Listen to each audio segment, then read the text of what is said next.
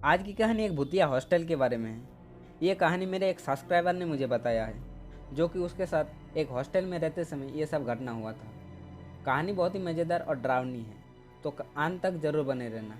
और हमारी एक छोटी सी रिक्वेस्ट, अगर आप हमारे चैनल पर पहली बार आया है तो चैनल को सब्सक्राइब कर लीजिए ऐसे ही मज़ेदार वीडियो देखने के लिए। और एक बात, ये कहानी एक्सप्लेन करने के लिए मैं खुद का इस्तेमाल करूँगा। तो कहानी शुरू होता है मेरा घर से। मेरा उम्र 14 साल है और मैं 9th क्लास में पढ़ता हूँ। मैं छोटा सा ही बदमाश टाइप का था। मेरे घर वालों को हमेशा से ही ये टेंशन रहता था कि मैं 10th का एग्ज़ाम पास कर पाऊँगा कि नहीं, क्योंकि मेरा ध्यान पढ़ाई में कम और खेलने कूदने में ज़्यादा रहता था। एक दिन शाम को जब खेल के घर लौटा तो पापा और मम्मी बहुत ज़्यादा परेशान था। और मैंने जब पूछा क्या बात है, तो बोला तुमको एक हॉस्टल में एडमिशन करवा दिया है, अब से तुम वहीं रहोगे। तब मैंने पूछा क्यों मुझे बिना बताए ऐसा किया, हम किसी हॉस्टल वोस्टल में नहीं जाएंगे। ये पहली बार था जब मुझे घर से बाहर रखने की बात हो रही है, क्योंकि मैं मम्मी और पापा का एकमात्र बेटा था, इसलिए वो लोग भी बहुत मुश्किल से ये फैसला लिया था। मेरा बहुत माना करने के बाद भी जाना ही पड़ा हॉस्टल। मेरा आज हॉस्टल में पहला दिन है। मम्मी और पापा भी साथी है, सब चीज़ों से पहचान करा रहा है। दो ऐसा दोस्त भी बना दिया जो मेरा ध्यान रखेगा। और फिर शाम के टाइम घर चला गया। मम्मी और पापा को बिल्कुल भी पता नहीं था आगे क्या होने वाला है। एक सप्ताह बीत गया और सब कुछ ठीक ठाक चल रहा था। हॉस्टल में मेरा मन भी लग गया था, क्योंकि जो दोस्त मिला था वो लोग भी मेरा तरह ही बदमाश था।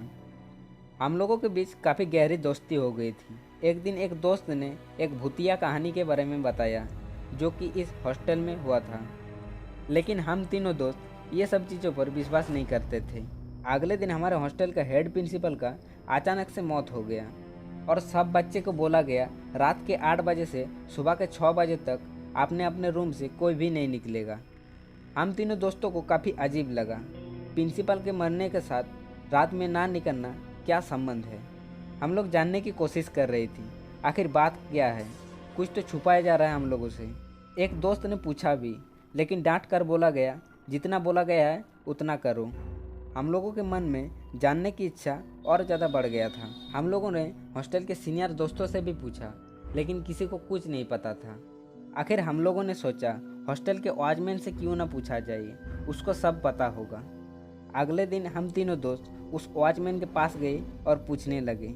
पहले तो कुछ नहीं बताया, लेकिन थोड़ा रिक्वेस्ट करने के बाद सब कुछ बोलने लगा। उसने बताया प्रिंसिपल की एक बेटी हुआ करती थी और वो लोग यहीं रहा करता था हॉस्टल में। लेकिन एक दिन प्रिंसिपल की बेटी मिल नहीं रही थी। सब जगह ढूंढने के बाद भी वो कहीं नहीं मिली। ऐसे में पुलिस को रिपोर्ट की गई, लेकिन पुलिस की कोशिश भी नाकाम रही। और कुछ दिन बाद उस लड़की की लाश हॉस्टल के एक टॉयलेट से मिली। तभी से इस हॉस्टल से अजीबोगरीब आवाज़ सुनाई देती है। और प्रिंसिपल की बेटी को किसने मारा वो आज भी नहीं पता चला है। कई सारे साधु और तांत्रिकों का कहना है इस हॉस्टल में एक बुरी आत्मा रहता है, जिसने ही पहले प्रिंसिपल की बेटी को फिर प्रिंसिपल को मार डाला। ये कहानी सुनने के बाद हम लोग काफ़ी डर गए थे, लेकिन हम लोगों को उस आत्मा को देखने का भूत सवार था। हम लोगों ने फैसला किया चुपके से कमरे से बाहर निकलेंगे और पूरे हॉस्टल में घूम के देखेंगे वो आत्मा कौन है। और हम लोगों ने ठीक ऐसा ही किया। सब लोग जब सोने के लिए चला गया तब हम तीनों दोस्त बाहर निकले और बताया गया टॉयलेट के पास जाके छुप गए। तभी असली खेला शुरू हो गया। हम तीनों दोस्त बिल्कुल पास पास थे और एक दूसरे के हाथ पकड़े हुए थे। तभी अचानक बिजली चली गई और हम लोग डर के मारे और पास पास आ गए थे। और थोड़ी देर बाद जब बिजली आई, हम लोग एक दूसरे से काफ़ी दूर दूर थे। हम लोग काफ़ी ज़्यादा डर गए थे। फिर टॉयलेट के बाहर बरामदा से किसी की पायल की आवाज़ आने लगी और वो टॉयलेट में घुसने ही वाला था।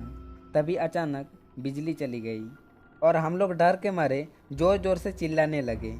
फिर थोड़ी देर बाद हॉस्टल के सर आ गए और हम लोगों को रूम ले गया। हम लोगों ने सब कुछ बता दिया जो जो हमारे साथ हुआ था। और अगले दिन सुबह हॉस्टल के सारे बच्चों को छुट्टी दे दी गई और हमेशा के लिए हॉस्टल को बंद कर दिया गया। तो ये था आज की कहानी। अगर आपके साथ भी ऐसा कुछ घटना हुआ है तो डिस्क्रिप्शन पर इंस्टाग्राम के लिंक दिया हुआ है, वहाँ पर आप हमें मैसेज कर सकते हैं। और ऐसे ही मज़ेदार और डरावनी कहानी देखने के लिए आप हमारे चैनल को सब्सक्राइब कर सकते हैं।